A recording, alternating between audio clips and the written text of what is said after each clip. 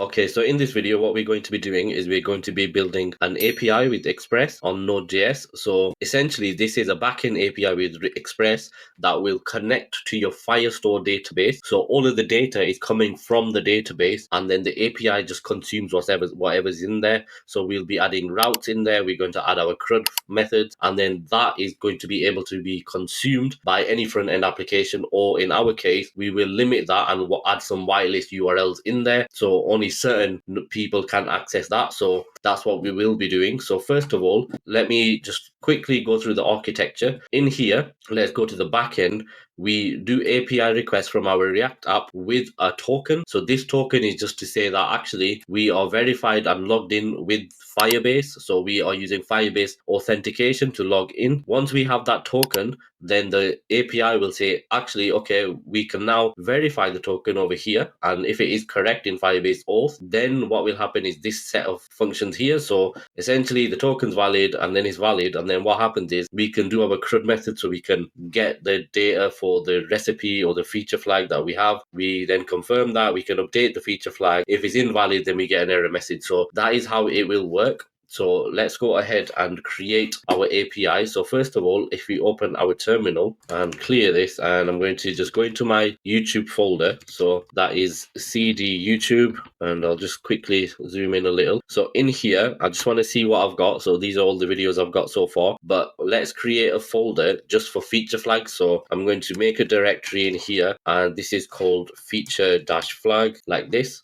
So if I go into this feature flag like that, in here I'm going to have a back end and also a front end. Actually, we're going to have two front ends, but first of all, we'll do the back end. So in here now, what I want to do is create the API. So let's just make a new directory in here, and this one is going to be called API, or you could call it backend, whatever you prefer. And then in here, I want to cd into API and open this in VS Code. So it's code space dot. Okay, so if we expand, and we can actually open a terminal as well. So we're in the API folder, and what essentially happens is in our API folder, we want to create a Node.js application with Express. So what I'm going to do is do npm init-y. And before I actually do that, I'm going to run the Node version and check what Node version I'm on. So let's change this to Node 20. npm use Node 20 like this, and then we just want to create a package.json. So we can just do npm init-y like so, and then in here in this package.json, what I'm going to do is we have our name, we have our version, the main file is going to be index.js. That's fine. And what I also want to do is I want to add some scripts in here, or mainly the first script, which is the start script. So this is just going to be node source index.js, or actually it will be node index.js like this. So it will be on the same level. And then author is Imran Codes, feature flags like this. And then I suppose that's fine for now. So we have our setup in here. What we also want to do is we want to install some packages. So the packages we need, so let's first of all do npm I in here. We need Express because we're creating an Express server. We need also cause and .env as well, and these are basically middlewares, so we'll be using them for middlewares. And we also need nodemon, but I'll put that in as a dev dependency. So, and actually what I'm going to do is I'm just going to add in our dev dependencies as well. So this is basically nodemon. If we save that and do npm I, so now this will install all the packages that we have. So now that is the package JSON set. What I want to do is I'll just keep it as API, but you should be a bit more descriptive. So we'll do feature flag API, and we will be deploying this as well onto the web. So let me just save that, and let's just clear everything in here. We don't need the debugger. So now we have our node modules, a package lock, and our package.json. Now I want to create my index.js in the same directory over here. So now first of all, let me import the packages that we need. So Express and cause, we need them, and then we need to initialize the Express like so. We also need a port, so const port of, I'm going to say 3000, and we can also do process.env.port or 3000 like that. So we have declared the app and the port. Then we need to use the app. So again, we need to use cause, and actually what I'm going to do is leave it as that for now, but we will need to update this to allow here. So you need to use crawl, and then I'm just going to put underneath or above a to do to say that this is going to be where we need to update cause to whitelist like that. And then essentially that is the first part of the index.js done. So far we have the app is using code, so we need to whitelist everything. We have declared a port, so that's fine. We also need to parse everything to JSON, so let's do app.use, and this is express.json like so. And then here we have routes. So let me just quickly run Copilot and let it do its thing, and let's do the port as well. So now we have routes in here. So these routes, what we're going to have, let me just quickly bring in what the final version is going to be. So if I run the front end application that we currently have, so if I copy this and run this on localhost 5173, so in here, this is the final version. So we have authentication, so we sign in. So let's sign in with Google. So this is where we authorize the application, and this is where everything is working correctly. And again, this is the admin dashboard in here. If we inspect, there's nothing coming back from the API because the tier we're using for the API is the free tier, so we need to get it running, so that's why it's not working. So again, we will build that API out now, and then we'll see the local admin part over here. So again, that section now is working because it's doing cold starts. So here we have our add new recipe, which is on the front end, but then that updates to the back end and it updates on the API. We have our recipes in here, which we can edit and so on. And then we also have the feature flag. So again, if I click toggle, you can see this now is changed to enabled and disabled. And if I click toggle again, then it's showing up here. Again, if I wanted to show my featured this, then I toggle and so on. So that is that final build, final part of the app complete. But each of these have routes. So we have the recipes, which has their own router, and we have the feature flags, which has its own router. So what I'm essentially trying to say is that we should have a controller and also a route handler. So that's what we will be building. So if we go in here, let's go ahead and create a folder. So where we use app.get, in this case, what we will be using is the API/recipes and our API/ whatever it is. So feature flags in our case. So actually what I'm going to do is I'm going to define these routes. So let me just copy this and bring in the routes. So we need to build and create these routes in here. So /API/recipes will show the recipe route, and the same for feature flag show the feature flag route. So at the top, what we also need to do is import these, and we have also missed out .env. So let's paste that one in as well. And essentially now we need to create a folder called routes. In this folder, we will have our recipes and our feature flags. So let's go ahead and do that. So what I'm going to do to speed everything up is I'm going to copy everything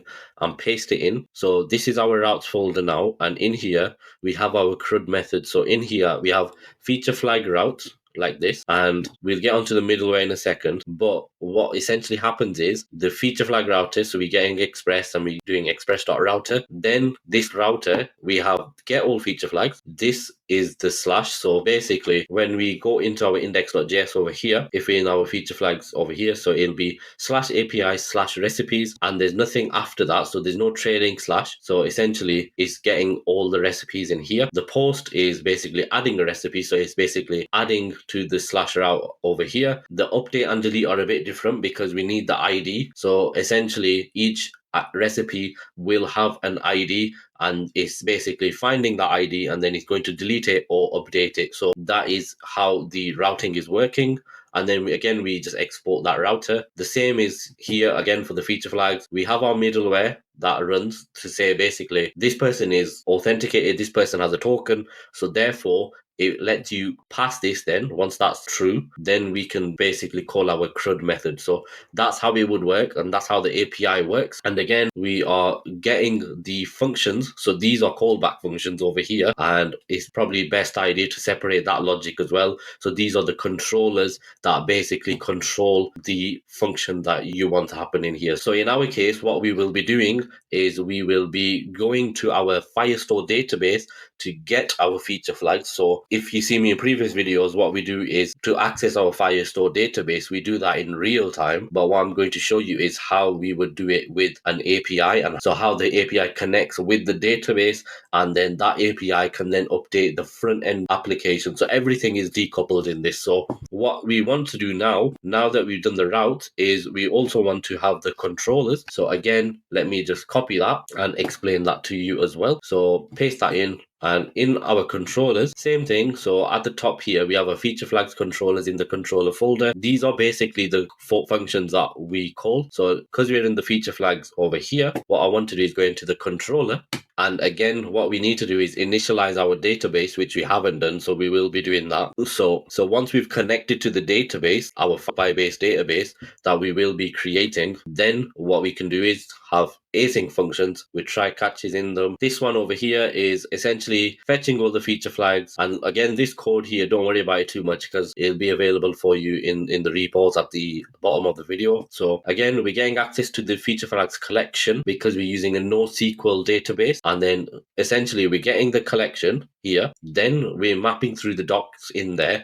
Each doc is a representation of the recipe. So if we look at the final build, each recipe here has a title, a description, and an image. So you can extend that if you want to, but in our case, we don't want to. So again, in the final build over here, we have ability to edit the recipe and change it. And then again, this will update on the database. So don't worry about that. So essentially, we then create an object which has the ID, which is the document ID. So the ID is generated from the Firestore database. And once that's basically set and everything, the object is created, then we just set it in the JSON over here. And then that is sent to the client. So again, error handling is important. So we can send a 500 error as well to the client just to say, actually, there's an error fetching the feature flags. And that is basically it. So in our network tab, if there was an error, then we would get an error in here. So let me just quickly zoom into here and I'm going to refresh and you'll see what I mean. So here you can see we've fetched the recipes, it's returned the response.json in here. So we got the description ID, image URL, and title. So that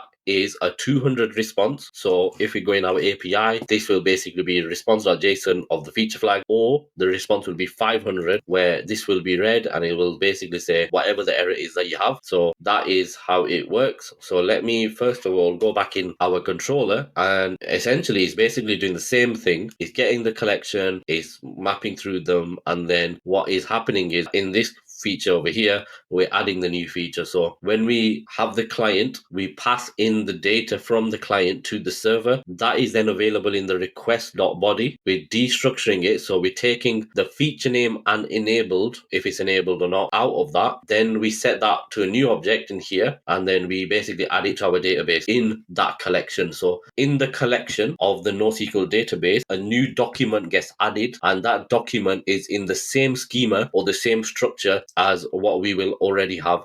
And then on the front end, that will basically add over here. So we add our new feature, whether it's enabled or not, and we set these Boolean or string values in the database. So basically, if we fill this in, we check this or not, we fill this in, we check this or not, this will then update. So I'm just going to put Imran test. This is not enabled, so I'm just going to add that feature flag. We go in here and you can see that Imran test is disabled because we didn't check it. So that means it's false. So here we did the post request to API/feature flag. In here, the payload was Imran test enabled false. So basically, it's updating the database that we already have, but I'll be doing this from scratch. And from there, now we do the post request over here, and then we do the get request straight after. So if we go into the code, so we basically add the new feature flag over here, and then straight away after we fetch it. So this is done on the client side. So again, this is the same to toggle the feature flag. And again, we get the feature flags database. If there's not a doc in there, then we basically add a guard clause. Again, we want to toggle enabled field. If it is changed, then we can do that. And then basically we fetch the updated list and so on. And then the same for the delete in here as well. Then we export everything. So you can see here, get feature flags is exported. Then we go into our routes. In routes, we are importing them over here, and then we are using them in our router, which in turn, the feature flag router is then going into the index.js in here. And basically, this is what it is here. So when we interact with /API/feature flags, it goes into the feature flag routes, then it goes into the controller, then it returns whatever we need to the client. So now this is also the same for the recipes. So if you wanted to add more controllers in there, you can do, but we're just going to say feature flag routes and also the recipe route. So that is essentially it. Now the next part is the database. So what I want to do is focus on that, and we will be doing that next.